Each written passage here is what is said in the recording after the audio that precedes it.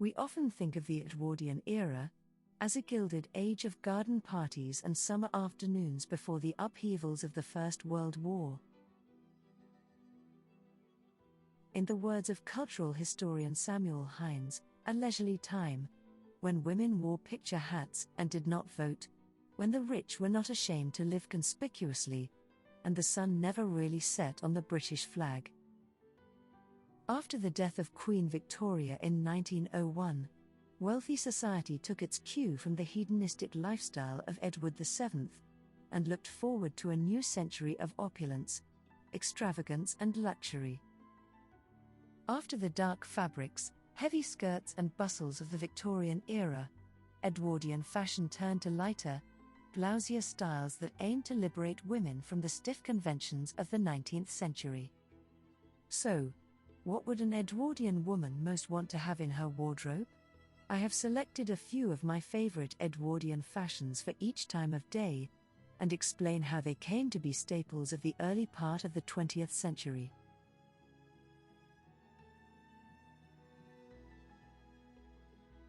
Morning. The bloused bodice. While the majority of women's clothing in the Victorian era used a fitted bodice, the blouse became a wardrobe staple in the first decade of the new century, and was not meant to hug the body at all. As we will see when exploring the S silhouette that was so popular during these years, tops, especially those worn during the day, were meant to poof out from the chest. Ladies' etiquette and fashion manuals often suggested a blouse and skirt for morning wear and around the house. A blouse for this purpose would have more often than not been white or cream-colored and made of simple cotton, flannel, or silk. While the colors would have been kept simple, the design was anything but. A typical Edwardian blouse had a high collar, sleeves with dainty cuffs, inserted lace or applique near the collarbone, multiple layers of pin tucking, and lace inserts running down the sleeves. Most telling is the closures on so many Edwardian blouses. They often closed with buttons or hooks in the back, and a lot of them.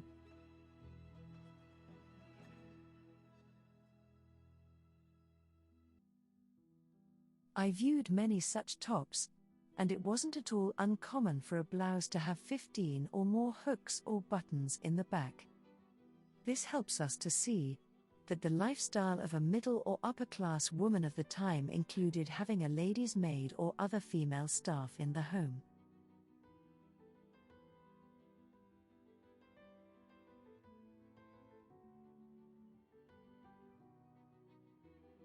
The tailored skirt. A blouse was worn with a narrow, tailored skirt and sometimes a belt. The skirts were often made of wool, fastened below the bust with hooks, and extended to the ankles in a wide, circular hem. While this outfit sounds particularly hot as I write this with 95-degree temperatures outside, the elaborate and soft blouses do appear to have paired well with these long and simple skirts.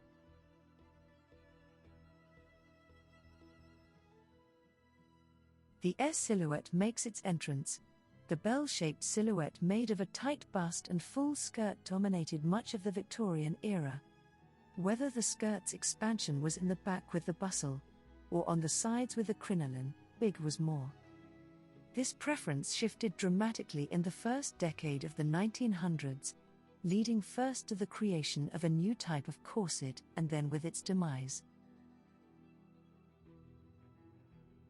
First, women's styles shifted to a preference for the bloused bodice, as seen above, and skirts that emphasized the backside. The S silhouette is best demonstrated in the exaggerated portrayal of the era's ideal woman, the Gibson Girl. You can see how idealized it was on a 1900 cover of Good Housekeeping here.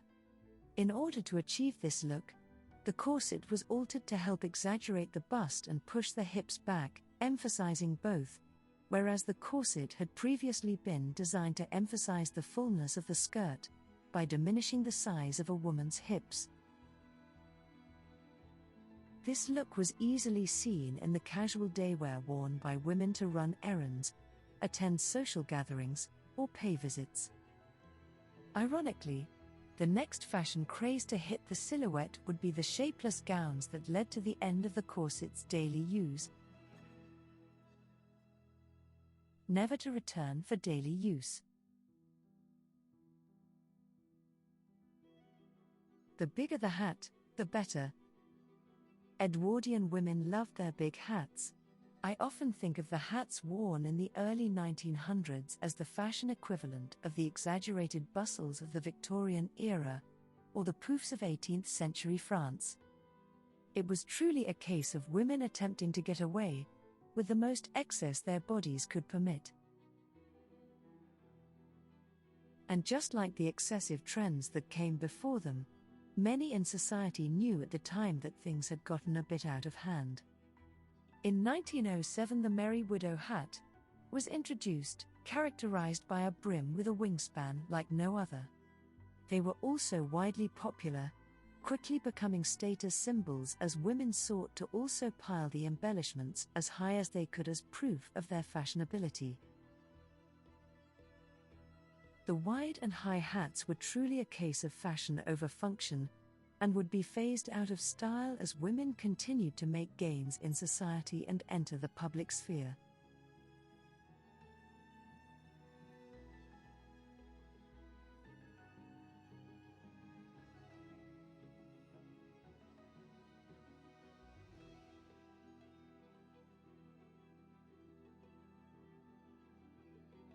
Hobble skirts.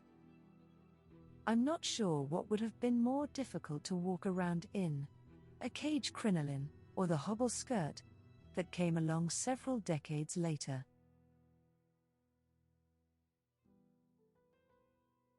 The hobble skirt came in as a trend near the end of the first decade of the 20th century, and kept the same standard length of the time, but it grew more narrow as it reached the ankles. In some styles, an extra band of ribbon or stitching was added in the calf area to increase the width. Designer Paul Poiret is said to have claimed with his line of hobble skirts, "I freed the bust but I shackled the legs." One theory I have about the massive but short-lived trend of the hobble skirt is that it exaggerated the size of the hats even more, similar to the corset exaggerating the size of a woman's hoop skirt in the mid-1800s. Whatever the case, as the 1900s advanced, women wanted to take full steps and the hobble skirt went out of fashion by 1913 or so.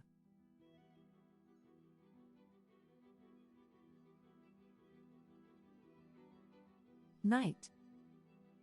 The tea gown. You might be wondering why I am listing the tea gown as a piece of evening wear.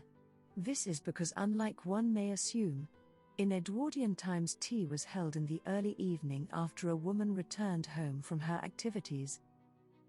She would sometimes have a visitor, or two, or simply have the other members of the household join her.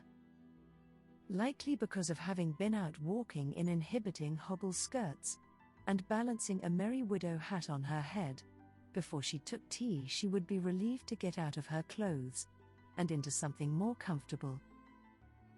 This outfit became known as the tea gown, and became a staple of a woman's wardrobe. She would wear this dress until dinner, if she was expecting guests, or may remain in it all night if no company was joining.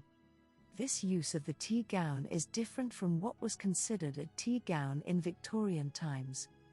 The tea gown, or tea dress, was made of soft fabrics, with pretty folds, dainty sleeves, rows of lace, and a loose waist.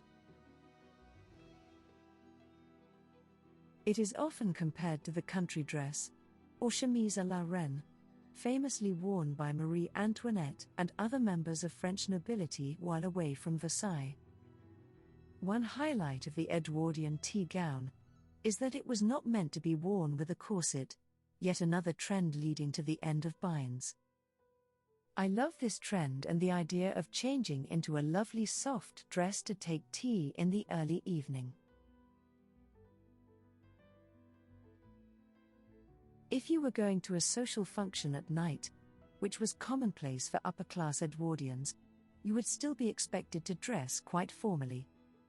It is in formal wear that we again see Poiret's influence, especially with the lampshade tunic that hit the scene in 1913. This style was made of a light or even sheer hip-length tunic that was worn over a narrow skirt or even harem pants inspired by the designer's love of Orientalist themes. This style of dress was also worn without a corset, and would inspire many more loose-fitting evening gowns to come over the next 2 decades. Yet a few fashionable Edwardians rejected both the neat workwear of professional women and the demure femininity of lingerie-dressed ladies of leisure. Art Nouveau, arts and crafts and decadent influences all collided in the trend for aesthetic dress among the artistic and cultural vanguard, which featured rich fabrics in vibrant jewel-like tones and loose, flowing drapery. For those who flouted or rejected bourgeois social conventions, textiles such as Japanese silks and Middle Eastern embroidery offered an exotic alternative to the muted colors and frills of Edwardiana, and were popularized by the London department store Liberty. Women, who carved out alternative ways of living and new personal and sexual freedoms, cultivated a bohemian aesthetic with sandals, scarves and free-flowing smock dresses, such as in Augustus John's portrait of his muse Doelia MacNeill wearing a turban. While the number of women who adopted the bohemian fashions and lifestyles was small in Edwardian Britain, their aesthetic was to strongly influence modern art, design and culture throughout the 20th century, from the Bloomsbury Group to the counterculture of the 1960s. But that's another story. Subscribe to hear it, and thanks for your watching.